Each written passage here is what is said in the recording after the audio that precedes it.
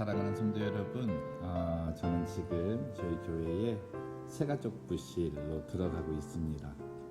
아마 우리 성도님들 기존에 계셨던 분들은 이 방 잘 들어오시기 쉽지 않았을 텐데요. 집 구조 한번 보여드릴게요. 이렇게 생겼습니다. 최근에 오신 분들은 아마 낯이 익어서 나 저기 있었지 라고 생각하셨을 텐데, 글쎄요, 요즘 가장 또 한가한 곳이 이곳이 아닌가 생각을 하는데, 어서 빨리 저희들이 또 이곳에 또 하나님께서 보내어 주시는 새로운 성도님들과 만나는 귀한 시간이 있기를 소망합니다. 사랑하는 포틀랜드 영락교회 가족 여러분, 오늘은 저희 교회 새가족 부실에서 이렇게 인사를 드립니다. 또 지난날 또 평안하셨습니까? 특별히 새가족 부실에 이렇게 와 있으니까 정말 하나님께서 새로운 생명들을 보내어 주시는 것이 얼마나 큰 은혜이고, 저희 교회로서 또 모든 성도들이 그 한 분 한 분을 만나는 것이 얼마나 소중했던가, 그것을 다시금 또 깨닫게 되는 그런 마음도 갖게 됩니다. 아무쪼록 이 어려운 시기가 빨리 지나서 또 하나님께서 우리 영락교회에 보내어 주시는 새가족들을 통해 구원의 기쁨이 넘치는 귀한 시간을 맞이하기 소망합니다. 그러는 중에 오늘 시편 3편 말씀을 나눌 건데, 참 시편 3편 말씀이 그 부분과 좀 연결이 되는 것 같습니다. 우선은 말씀 제가 읽고 말씀 또 계속해서 나누도록 하겠습니다. 여호와여, 나의 대적이 어찌 그리 많은지요. 일어나 나를 치는 자가 많으니이다. 많은 사람이 나를 대적하여 말하기를 그는 하나님께 구원을 받지 못한다 하나이다. 여호와여, 주는 나의 방패시요 나의 영광이시요 나의 머리를 드시는 자이시니이다. 내가 나의 목소리로 여호와께 부르짖으니 그의 성산에서 응답하시는도다. 내가 누워 자고 깨었으니 여호와께서 나를 붙드심이로다. 천만인이 나를 애워싸 진친다 하여도 나는 두려워하지 아니하리이다. 여호와여, 일어나소서. 나의 하나님이여, 나를 구원하소서. 주께서 나의 모든 원수의 뺨을 치시며 악인의 이를 꺾으셨나이다. 구원은 여호와께 있사오니 주의 복을 주의 백성에게 내리소서. 아멘. 새가족들을 만나면 두 부류의 사람들이 있다는 것을 확인하게 되는데요. 첫 번째는 기존에 이렇게 교회를 다니시다가 이러저러한 이유로 교회를 옮기게 되고, 그래서 저희 교회 오시는 새 가족이 계시고요. 다른 한 부류의 성도님들은 이제 처음 하나님을 믿기 위해서 교회에 발걸음을 들이시는 정말 새 가족, 초신자라고 하죠. 그러한 새 가족들이 있습니다. 특별히 이제 믿게 되는 그 성도님들과 대화를 나눌 때에 우선적으로 나누는 것이 하나님과 예수님과 성령님에 대해서 말씀을 드립니다. 그래서 하나님은 우리를 지으신 분이시고, 그리고 이 모든 것들을 주관하시는 전능하신 분이시다. 그런데 그분은 우리를 사랑하시는 분이시고, 그 사랑의 표가 바로 예수 그리스도다.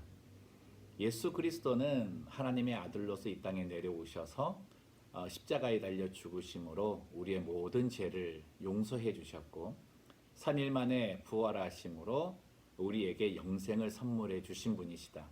그것이 바로 하나님께서 우리를 사랑하시는 그 모습이다. 그리고 성령님은 그 예수님께서 이 땅에서 하신 모든 것들을 이 성경 말씀을 통해 우리에게 기억나게 하시고, 또 우리가 하나님의 나라에 가기까지 진리로 인도하시고 하늘의 지혜를 주시며, 특별히 세속에 물들지 않도록 거룩함을 살도록 우리와 동행하여 주시는 분이시다. 이렇게 설명을 드립니다.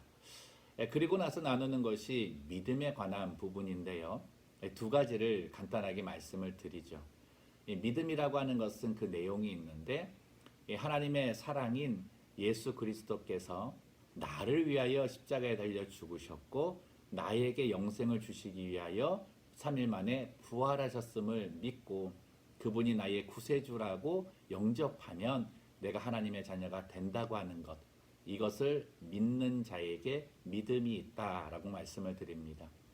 그리고 두 번째 나누는 것은 그렇다면 그 믿음을 가진 자에게 나타나는 삶이 어떠한가, 그 부분을 나누는데요.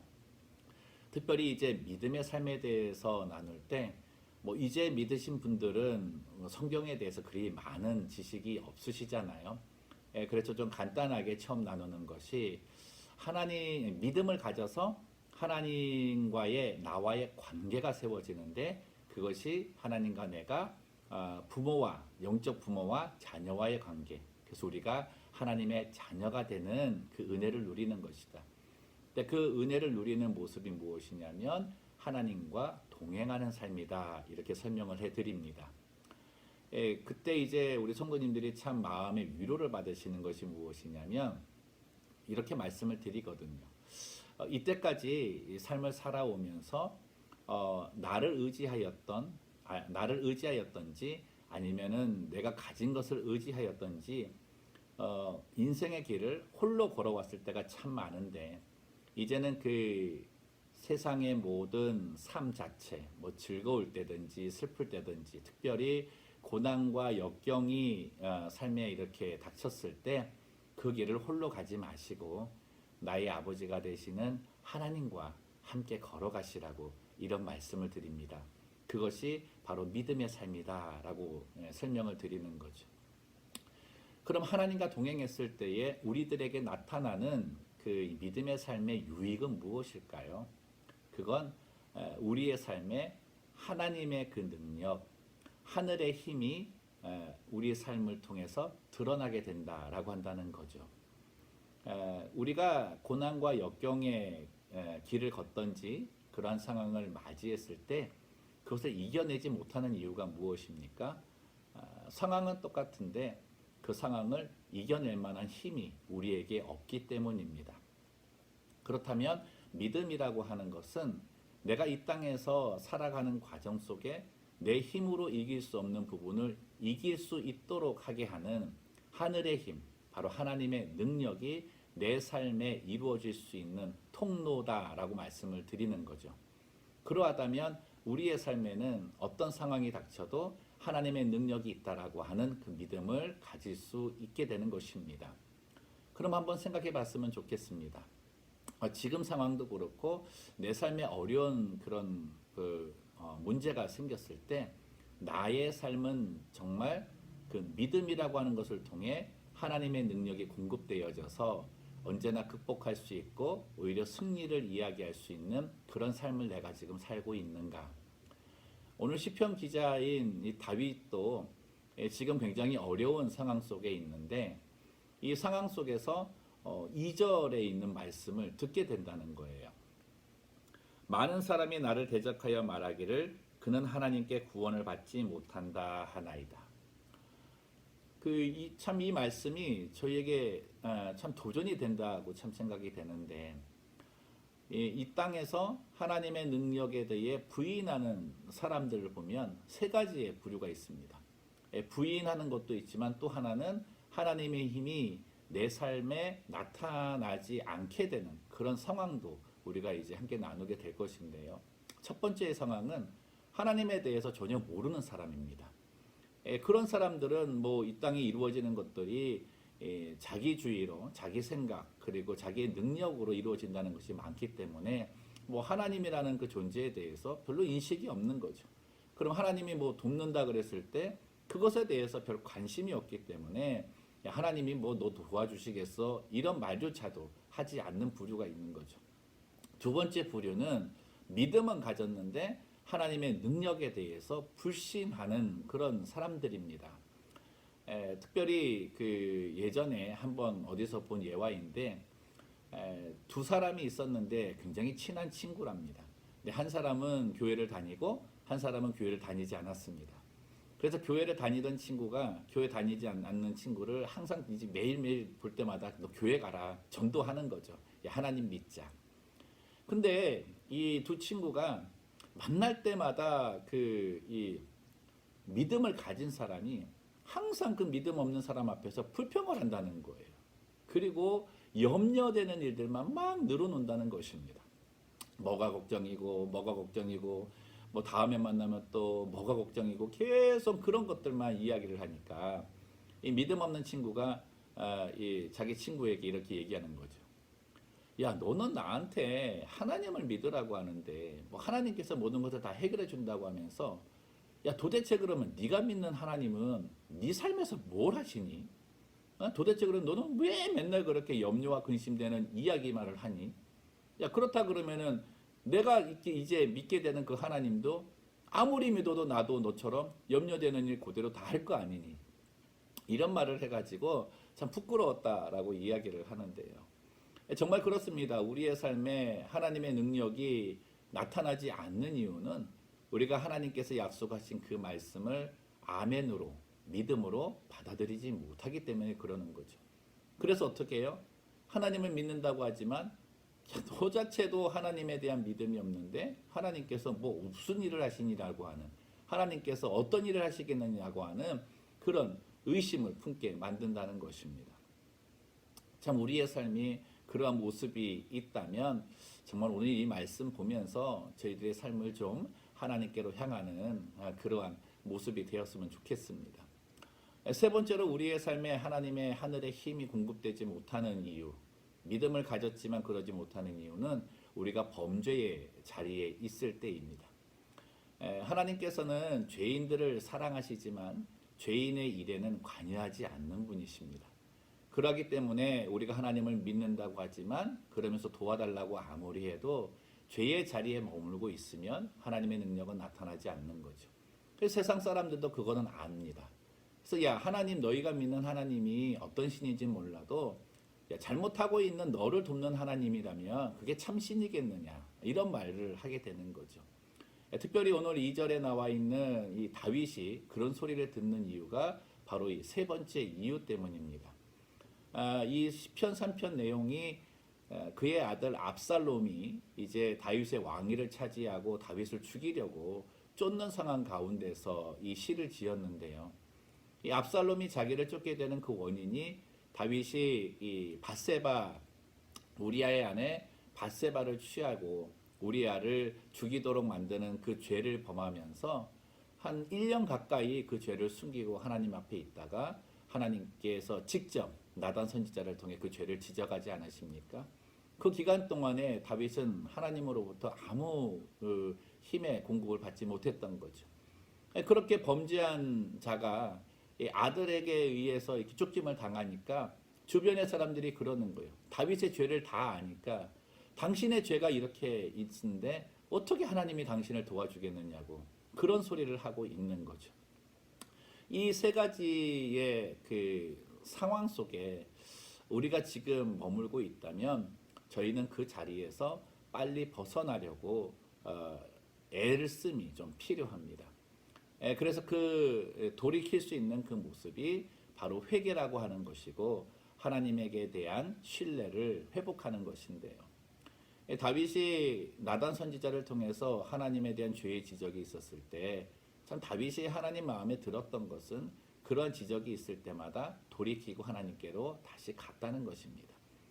그랬을 때 하나님께서는 그에게 압살롬에게 쫓겨갈 거라는 그 징벌도 주셨지만 다윗은 그것도 참 감사하게 받았고 그 일을 감당하면서도 오늘과 같은 이 시편을 짓는 거죠.